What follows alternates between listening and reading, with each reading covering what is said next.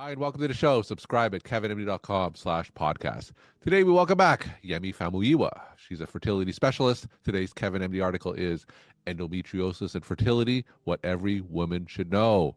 Yemi, welcome back to the show. Thank you. Thank you so much. Always a pleasure. All right. Tell us what your latest article is about. Well, my latest article is about endometriosis because it's so prevalent and people are always asking me, I have this diagnosis or I think I may have it. And I just wanted to do a little something about it just to shed some light on it. All right. And let's get everyone on the same page. For those who aren't familiar with endometriosis, tell us exactly what that is.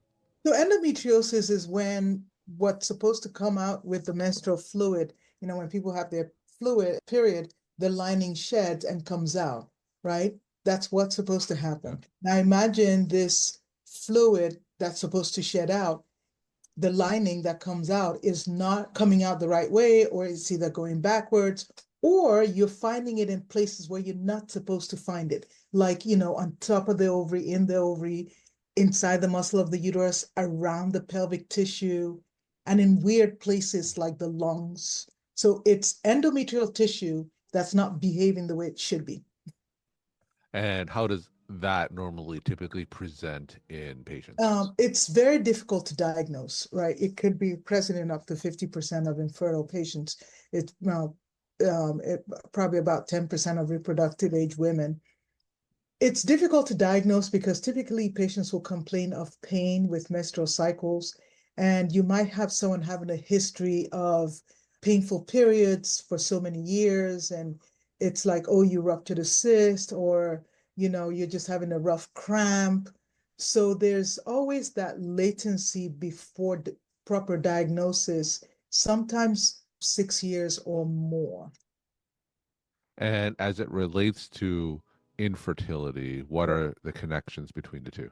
So because this tissue is behaving in an aberrant manner, it's located where it shouldn't be. So imagine if you have menstrual fluid in your pelvic cavity, in your abdomen. It's not supposed to be there. Yeah. So it releases certain factors, we call them cytokines sometimes, that are inflammatory. And it's like putting jalapeno pepper inside your belly. It just stirs things up, causes severe inflammation. That's where the problem comes. And then things start to get stuck together, and that could cause fertility issues down the line. And do we have any data that kind of quantifies that connection? I don't think there's, one of the things with endometriosis is there may not be a one-to-one correlation, right? It depends on where it's located. Some people have it a small amount, but if it's located, say, on a nerve fiber or produces neurocytokines or something like that, will have severe pain. And other people will have an extensive amount and barely know it until maybe they go in for surgery or something else and it's incidentally caught. So it's not sometimes a one-to-one. I think sometimes the scary part is if it happens to be in the ovary and it tries to shed as if it's a period, it has nowhere to shed to. There's no cervix, no vagina to come out. It sheds within itself and it expands as a cyst and forms what is called a chocolate cyst. And sometimes it may not have symptoms when it first starts at the early stages. It's only much later that you might have symptoms. And some people don't have symptoms. And you find out when you're doing an ultrasound for something else. Sure. And you go, wait a minute, you have this thing here. What's going on here? And what are some of the risk factors for someone developing endometriosis? Well, we know that it's inflammatory caused. We think part of it could be either genetic, right? Nature, nurture. We know that there are some studies now looking at individuals who may be experiencing extraordinary stress, may be at risk for it. But I don't think that we have the one gold thing that says, here, this is what causes endometriosis. And you mentioned also in your article that endometriosis also impacts egg quality as well. Yes, because it releases cytokines. Well, first off, just the pressure effect of it being in the ovary, if it's not removed, it continues to produce direct effect on the eggs, but also the inflammatory reaction that it induces can affect the eggs and lead to oxidative stress. So just that excess inflammation is not good for the eggs. Now, if someone comes to you for fertility treatment and they have a history of endometriosis, does that change what you do from a fertility lens? Well, so the first thing I want to know is how extensive was the diagnosis? How was it made? And what is it involving? Is it in the uterus, in the muscle of the uterus, which is adenomyosis, right? Or is it in the ovary? Or is it mostly in the pelvic cavity? That will give you an idea of what you need to start approaching them with. If it's just in the peritoneal cavity around and in nothing else, very mild cases, they may do things like intrauterine insemination and still get pregnant. It's the more extensive cases that you may need to do IVF for them and try to get eggs and fertilize the eggs and put it back in the uterus. Now, if someone has a history of endometriosis, are there something they need to consider if they're also infertile? What are some of the things that they Yeah, need so to my consider? thing is at the time of diagnosis, how was it treated? How extensive was it? And that matters a lot because there are studies that have come out that have shown that at the time of diagnosis, except especially for people with extensive endometriosis, if they got a GnRH agonist, for instance, like Lupron, or the antagonist, the recent one is Orilissa, which is orally taken. If they got treated with those remedies, it puts off any recurrence, sometimes by as much as 5 years. Okay. And also, if they had extensive endometriosis, who did their surgery? Was it completely excised? Or was it something where they saw, oh my gosh, you have endometriosis, let's get out of here? So if it was completely excised, the peritoneum involved was stripped and removed versus it was burnt and the peritoneal surface where it was left in situ, then those patients are much higher risk for recurrence.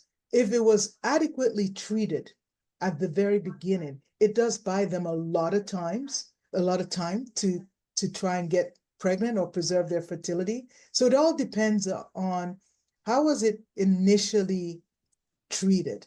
I know one of my friends who does endometriosis surgery up in New York always has this mantra, look, you know what?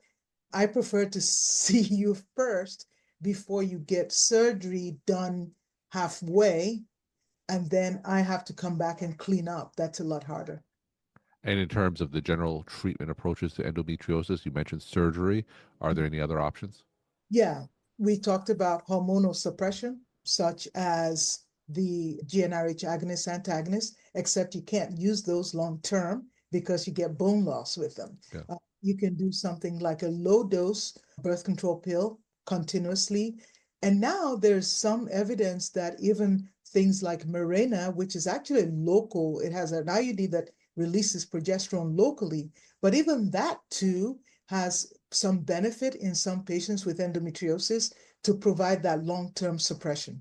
The ones that are having the hardest times were that I've seen, and also in the literature, they had surgery, had an endometrioma removed or extensive endometriosis debulked, excised, and they weren't given anything, right? And I had a patient who came from overseas that had a large endometrioma removed, and she said it was done, I think, around September, October. And I saw her in February, and I'm like, are you sure it was removed? Because here, look, this thing is there, I don't see if it was removed. It's you're just, 4 months out of surgery, and I'm seeing this, 9-8 centimeter thing.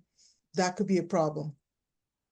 Now, if you have a patient who has a history of endometriosis and are interested in fertility treatments, anything from a dietary lifestyle standpoint that they can do, anything that they can do on their end? Yes. So we know that endometriosis is a very, very high inflammatory Yeah. process, right? And some people have even looked at even your gut microbiome could be deranged when you have endometriosis. So trying to live the best anti-inflammatory lifestyle possible is probably the route to go. And now I know there are ongoing random clinical trials ongoing now that are looking at diet and outcome and to see if you can abide by a Mediterranean type diet that has a very low inflammatory intake, would you have a better outcome? So in terms of what I tell my patients for lifestyle, you want to make sure that you're eating a lot of vegetables, a lot of fruits, the same anti-inflammatory type diet that has been shown to help Alzheimer's, has been shown to help heart problems. If you listen to Dr. Fisher, he talks about it all the time. That same lifestyle is also helpful when you have endometriosis. Avoiding excess alcohol, because that just may make things flare up. Avoiding smoking is not good for you. So watching what comes in contact with your body and trying to live a more holistic lifestyle is the best that we have at the present time, right? Short of medication. In your article, you talk about some advanced treatments like stem cell therapy and immunotherapy. So talk about those potential approaches going forward. Those are probably in the trial phase. They're not out there for everyone. And that's, first, the things that are out there right now is looking at biomarkers. We talked about how difficult this thing is to diagnose early. So there are tests out there, there are studies out there looking at biomarkers that may be able to maybe pick it up in the bloodstream or even in menstrual effluent. We know that the menstrual effluent has some stem cells in it. And if some of those stem cells may actually induce endometriosis because they're not behaving normally, and when they get into the peritoneal cavity, they also recruit bone stem cells that add insult to injury. There are other studies saying that different types of stem cells may help to correct that regulation. It's not prime time yet. They're looking at immunomodulators targeting tumor necrosis factor agents. Those are under investigation. Another thing that's under investigation is your angiogenesis inhibitors, right? Anti-VEGF. Again, to try to disrupt the blood supply that starts with this lesion. It's very common for it to have what we call angiogenesis, meaning development of new blood vessels. So maybe if you can disrupt that development, you might be able to inhibit it. The funny part is when I was reading this, a lot of the newer therapy that they're using, again, not prime time yet, are the same kinds of medication they use for people with leukemias, lymphomas, myelomas, So, is it a blood disorder thing that's happening in the pelvic cavity and uterus? And is that why these new agents are being used to target them? Again, those studies are not prime time yet. And then one of the fascinating ones I saw was looking at, it's called HDAC inhibitors. These are things, histone and methylation, and they disrupt DNA methylations called DNMT inhibitors. So can you disrupt the methylation process that's happening in this aberrant tissue? Because we know that excess methylation may compound it. So they're looking at trials to see if we can disrupt that or even remove the methyl groups. Would it help in actually treating endometriosis? That would be so nice, wouldn't it? And another thing I mentioned mesenchymal stem cells that may help to repair damaged endometrium and maybe modulate the immune response, again, under clinical trials. So I think that data is ongoing, and stay tuned. In a couple of years, we may be able to really do some damage to this very terrible process. Now, taking a step back, overall, how successful are women with a diagnosis of endometriosis are they in getting pregnant? And I know that it certainly depends on the severity of the endometriosis, but in general, how successful are they? I think that they're very successful if they're appropriately treated. Okay. Let me give you an example of a case that I had several years ago. The insurance company reached out to me and go, "Can you please help this lady who was diagnosed with breast cancer and had to freeze her eggs?" And when you looked at her ovary, it was one giant endometrial cyst. It was like 9 centimeters. And all the normal tissue had been pressed and pushed aside. I saw no antral follicle. Her anti-Mullerian hormone level might as well not be existent. And so what we did, we worked as a team with the GYN, with the general surgeon, not general surgeon, with the oncology team treating her breast cancer, with her GYN oncology team working with the mass. And I said, I can't stimulate this woman because this mass is there, right? Either we decompress it or remove it, but we don't have time to do like a straight up surgery where you strip the cyst wall, let her recover. She had to do chemo in a few weeks. So what they did was they decompressed this thing laparoscopically, sucked it out, didn't strip it. They didn't have time for Yeah. that. And then she came back to see me like a week after this. And just by decompressing that cyst, a lot of the ovarian cortex was able to start responding. And I treated her with letrozole, which is a medication that will keep her estradiol levels down, both for her breast cancer as well as the endometriosis. And we were able to get 13 eggs on someone that we ordinarily would not have been able to. We would have said, call it quits, go just get the cancer treated, you're done. So there are success stories like that, that with adequate prompt management, the correct management, the success is very good. It's when it's not managed correctly, like someone who an endometrioma was picked up and they placed her on a high dose birth control pill. I'm like, that's not going to help you. That's actually defeating the purpose because the high dose estrogen is going to feed into that. Mm-hmm. We're talking to Yemi Famuyiwa. She's a fertility specialist. Today's Kevin MD article is Endometriosis and Fertility, What Every Woman Should Know. Yemi, let's end with some take-home messages that you want to leave with the Kevin MD audience. I said, if you're having any symptoms, if you've been having cyclic pain, let's say you were told you had a cyst rupture, you went to the ER and they say, oh, you just had a cyst rupture. If you have all these recurring problems, feel free and bold to ask your doctor, please, can we investigate this further? Can we maybe get an ultrasound? That's the first line of, initial scanning. And sometimes you need to do a pelvic MRI, and sometimes you need to advocate and speak up. This is not going away, it's recurring. And then we as physicians, if our patients are coming back to us and they're having this repeated complaint, we should kind of take a step back in a minute and say, let's look into this just in case something else is going on. Yemi, thank you so much for sharing your perspective and insight. Thanks for coming back on the show. Thank you very much. Thanks for having me.